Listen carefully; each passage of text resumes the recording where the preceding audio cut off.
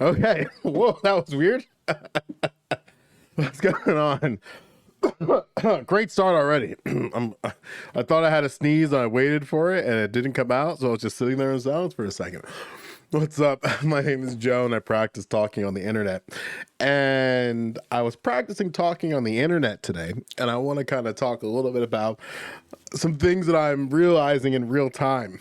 And like I want to talk about self-harm and rhetorical self-harm, and something that I think is very unfortunate, and I'm starting to kind of like realize it in real time, is that we,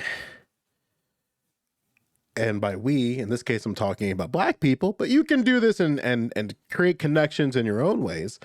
We use self-harm rhetorically to like validate our existence in arguments sometimes, and we gotta stop doing that.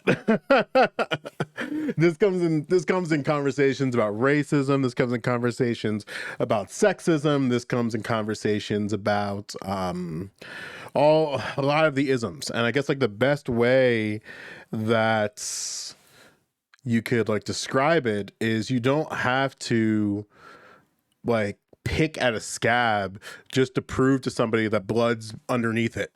Like, so something that can happen a lot of the times is that like you'll see people argue or have discussions about racism and anti-blackness and stuff like that, and then you'll see Black people like arguing their own existence in a conversation just to prove to somebody that the phenomena is real. And a lot of times like it just gets messy and gross. And we got to stop falling into the trap of cutting ourselves just to prove to the person that you're arguing with that you can bleed. You know what I'm saying? Where it's like, I think it's the best way I can describe it is you'll lay out a very like clear definition or clear understanding of what, say, like anti-blackness is, what racism is, and then you'll get people who will sort of like take contrarian stances, and while they're taking the contrarian stance, instead of like just stick holding your ground and just being like, I'm not here to educate you about this phenomena, we use our own personal experiences with these things as a way for the person that we're talking to validate what we're saying. And I'm starting to see that that's just rhetorically a waste of time. There are people who unironically don't believe that racism exists, don't believe that sexism exists, don't believe that systemic racism exists, colorism, all these things, anti-blackness. And instead of just like telling people, I'm not here to educate you. If I knew this was a tutoring session, I would have charged up front. Instead, we start like unpacking our own damage just so that people can see that like these things affect us. And it's okay to admit like, and there's a lot of people like I think it's there's nothing wrong with saying that, like, you know what, we are conversing on this in different levels, and because of this disparity in levels of understanding, we cannot move further in this conversation. And then I think that's a very easy opportunity to just walk out the door. But a lot of times people, for whatever reason, myself included sometimes, will just want to kind of stay in the fight. And by staying in the fight, we're just like slamming our fist in our chest a la Captain Ginyu style, just to prove that we bleed. And like just to prove that we're actual people and not robots. But I think that there's a lot of people who just function in these conversations in bad faith, and then as a defense mechanism, maybe to combat the bad faithness, we just take a knife and stab ourselves.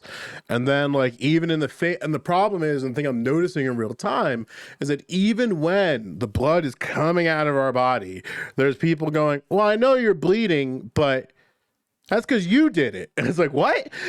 Like, or they'll flip your injustice claim, and you trying to use your own experience to like help and like understand or elaborate on your injustice claim, and then they'll say like, well, that's your fault. It's your fault that that scab is there. It's your fault that you got cut in the first place.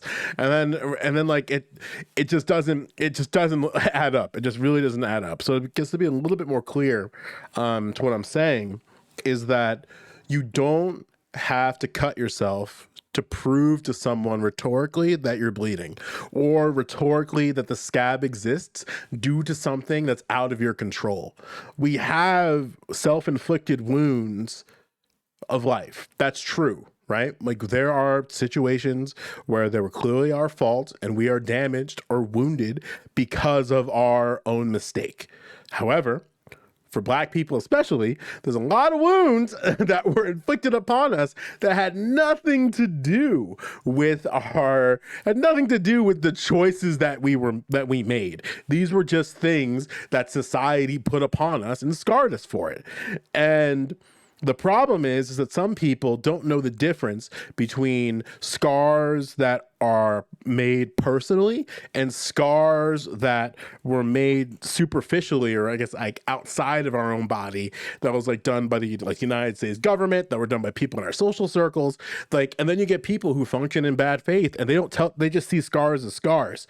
So they don't care if you pull back a personal scar to reveal that like racism affected you or anti-Blackness affected you. They just think that that scar is a scar, because there's a lot of people who unfortunately have very few societal wounds. They have very few examples in their life where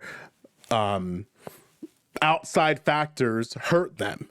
And those people are dangerous because they are not the kind of individuals you can really like talk to about racism or talk to about anti-Blackness. Because for some people, you're going to have to learn about racism through a book and through listening to people's experiences and reading and data. And then there's other people who don't need to read data and don't need to research things to understand racism. And I said it on Twitter a month ago, like, I hate to break it to some people, not a lot of Black people, especially American descendants of slaves, have to go to a text to understand what anti-Blackness is. They have to go to a text to understand what racism is, because like that's our oxygen. And then every once in a while, you might have your white friend or your non-Black friend like start suffocating, being like, what? This is the oxygen that you breathe? And then you just look at them and be like, yep, every day. And I understand that like your non-Black friend might just be like suffocating, and you're just like, damn, like he's just at the surface. Like his face is in the grass and he's just breathing in the grass and having trouble. Wait till he stands up or she or whoever. But I guess to kind of close out, because I'm going to kind of make this a little short, is that you don't have to cut, like, again, you don't have to cut yourself to prove to people you're bleeding in arguments. We got to stop doing that. We really got to stop doing that. And I don't know, like, if those type of people who don't believe in injustice claims or believe in racism, I don't know, or anti-Blackness rather, I don't think like those people are worth having arguments with. I think that it's totally fine that if somebody like unironically believes in reverse racism, like, or like reverse anti-Blackness, that like you can just ignore them. Like I think it's totally fine to ignore them, but I think we have to stop falling to the trap of cutting ourselves when they deny that this thing exists, or after you explain very clearly what you mean by that thing and what you mean by racism, mean by anti-Blackness, mean by sexism, whatever it might be, that then like they start, you know, like they'll just like deny that the wound exists in the first place, or like they'll just deny the blood. And it's like, we just gotta stop doing that. Like, again, we gotta stop cutting ourselves in arguments just to prove that we're bleeding.